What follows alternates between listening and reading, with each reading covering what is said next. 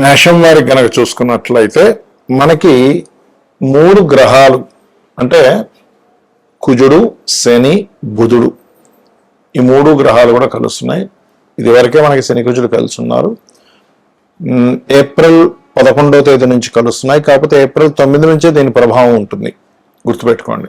అయితే ఇది వేటి మీద ఉంటుంది దేశకాల పరిస్థితుల్లో, మరియు మీ మేషరాశి వారికి దీని మూలంగా కలిగే ఫలితాలు ఏమిటి, అదేవిధంగా ఈ కుజుడు శనితో విడిపోయిన తర్వాత వచ్చేటువంటి ఫలితాలు ఏమిటి అనేటువంటి అంశాలు ముఖ్యంగా ఏంటంటే ఇక్కడ బుధుడు ఒక 20-25 రోజుల పాటు 27 రోజుల పాటు దీని ప్రభావం ఉంటుంది. దాని తర్వాత మరలా మే 12 నుంచి కుజుడు ఓన్ హౌస్లోకి వచ్చినప్పుడు ఉండే ప్రభావాలు, దీనికి సంబంధించినటువంటి అంశాలు చెప్తుంది. నేనైనప్పటికీ చెప్పిస్తుంది సాక్షాత్ లలిత అమ్మవారిగా భావిస్తూ ఆ లలితాంబిక అమ్మవారి యొక్క అనుగ్రహం మీకు పరిపూర్ణంగా కలగాలని మనస్ఫూర్తిగా కోరుకుంటూ, ఇక్కడ ఏంటంటే ఎప్పుడైతే 12వ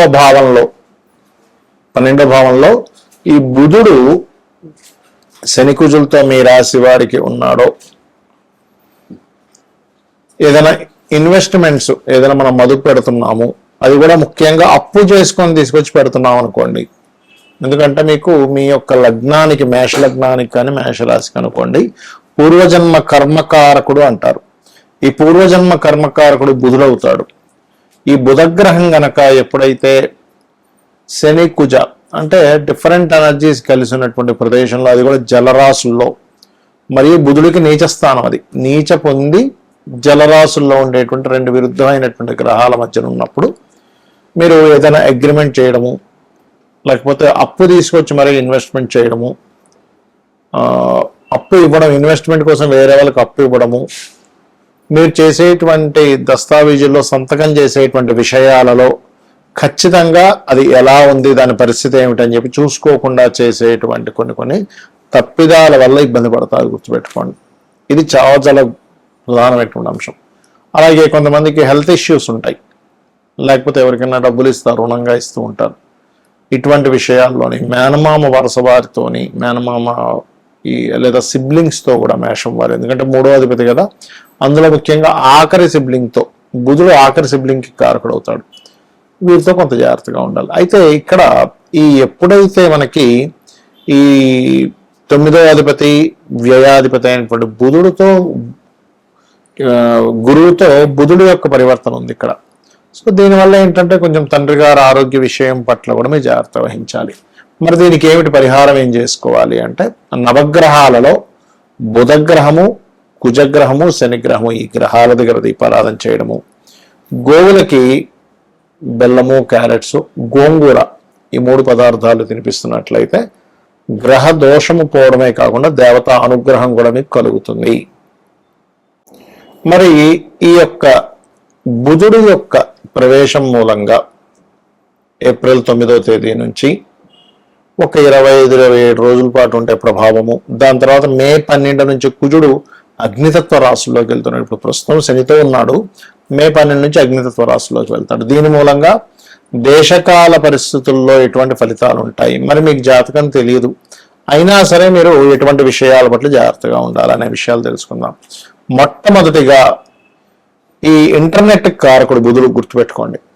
ఇంటర్నెట్, కమ్యూనికేషన్స్, ఈ మెయిలింగు, అడ్వర్టైజ్మెంటు, లేకపోతే మనకి ఈ వార్తాపత్రికలకు సంబంధించిన యూట్యూబ్ ఇవన్నీ ఉంటాయి కదా, వీటికి కారకుడు.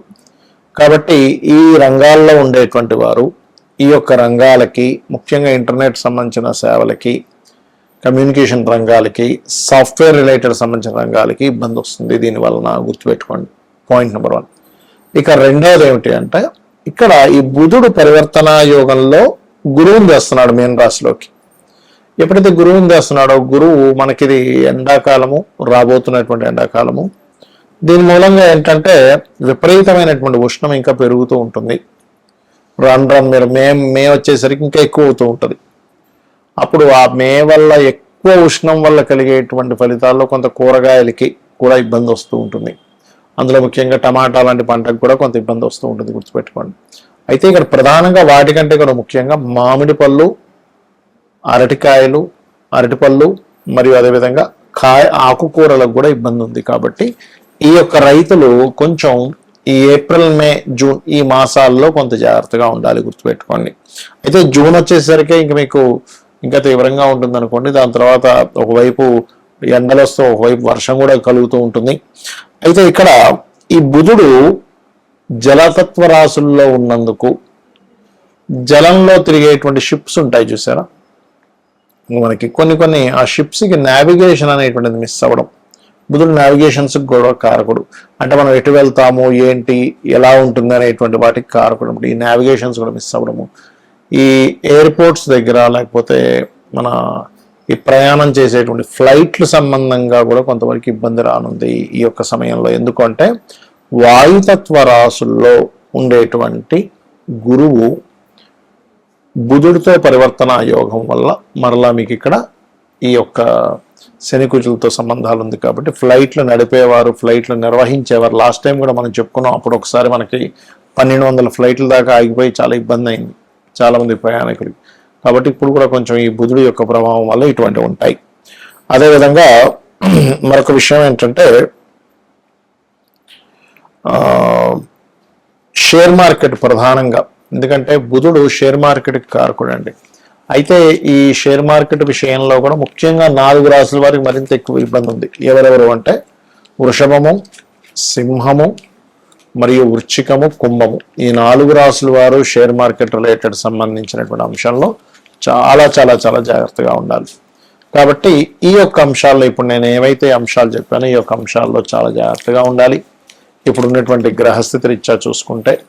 మరియు మరొక విషయం ఏంటంటే ఇప్పుడు మనకి చాలా మంది ఏమనుకుంటున్నారంటే ఈ సీజ్ ఫైర్ అవుతుంది కదండి, ఈ సీజ్ ఫైర్ అంటున్నారు కదా, ఆగిపోద్దాం అనుకుంటున్నారు, కానీ ఆగదండి. యుద్ధం అనేటువంటిది ఎలా ఉంటుందంటే ఒకవైపు సీజ్ ఫైర్ ప్రకటించినట్టే ప్రకటిస్తారు, 1 నెల రోజులు 15 రోజులు అని, మళ్ళీ ఇంకోవైపు చూస్తే ఎక్కడో బాంబు పడుతూ ఉంటుంది.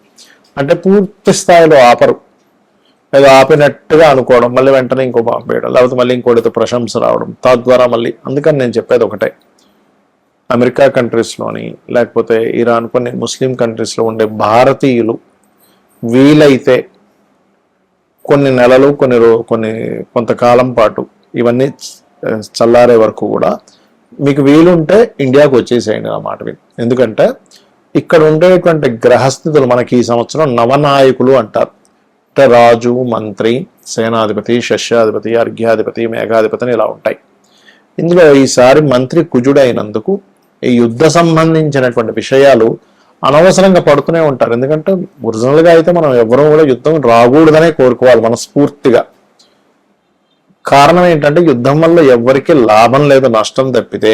అయినా సరే ఇక్కడ ఏంటంటే ఇవి ఊరుకోవన్నమాట. అంటే ఇప్పుడుండే పరిస్థితులు ఎలా ఉంటాయంటే ప్రతి ఒక్కరికి కూడా లేదు నేను బాంబే వేస్తా ఏదైతే అదైంది అనే ఒక తెలియని ఒక డేరింగ్ దీన్ని తీసుకొస్తూ ఉంటుంది. కాబట్టి ఈ మే 12 నుంచి ఇంకా కుజుడు ఓన్ హౌస్లోకి వెళ్తాడు. ఇప్పుడు శనితో ఉన్నాడు, అది గ్రహ యుద్ధంలో ఉన్నాడు. ఇక యుద్ధం అయిపోయి చల్లారిపోద్దాం అనుకుంటాం, కానీ అలా కాదు. ఇక్కడ ఏమవుతుందంటే ఎప్పుడైతే ఈ యొక్క బుధుడు ఈ కుజుడు ఓన్ హౌస్లోకి వెళ్తున్నాడు, ఇది ప్రభావం చూపిస్తూ ఉంటుంది. మరి జాతకం లేని వాళ్ళు ఏం చేయాలి, జాతకం తెలియని వాళ్ళు ఏం చేయాలి అంటే నవగ్రహాల్లో ప్రత్యేకంగా కుజ, బుధ, శని గ్రహాల దగ్గర దీపారాధన చేయండి. కాస్త గోశాలలకు వెళ్ళి గోవులకి బెల్లము, క్యారెట్స్, గోంగూర లాంటివి తినిపించండి. చండీ వినండి. చండీ మీరు ఎంత వింటూ ఉంటే అంత బాగుంటుంది, గుర్తుపెట్టుకోండి. చండీ పారాయణం చేయడం, చండీ వినడం, రుద్రం వినడం, రుద్రాభిషేకం చేయడం. ఇంటి నుంచి మీరు బయటికి వెళ్ళేటప్పుడు కొన్ని సరిహద్దు ప్రాంతాల్లో ఉంటూ ఉంటారు, లేకపోతే కొన్ని దేశాల్లో చాలా ఘోరంగా ఉంది పరిస్థితి. అలాంటి దేశాల్లో ఉండేటువంటి వారు కాస్త మీరు ఇంటి నుంచి బయటికి బయలుదేరేటప్పుడు మీ యొక్క ఇష్ట దైవాన్ని మనస్ఫూర్తిగా తలుచుకొని అమ్మ నువ్వు ఉన్నావు, నువ్వే నన్ను రక్షిస్తావనే బలమైన నమ్మకంతో బయటికి వెళ్ళిరా. అంటే అప్పుడు ఏమవుతుందంటే ఎటువంటి ఇబ్బంది మీకు కలగకుండా ఉంటుంది. శ్రీమాత్రే నమః.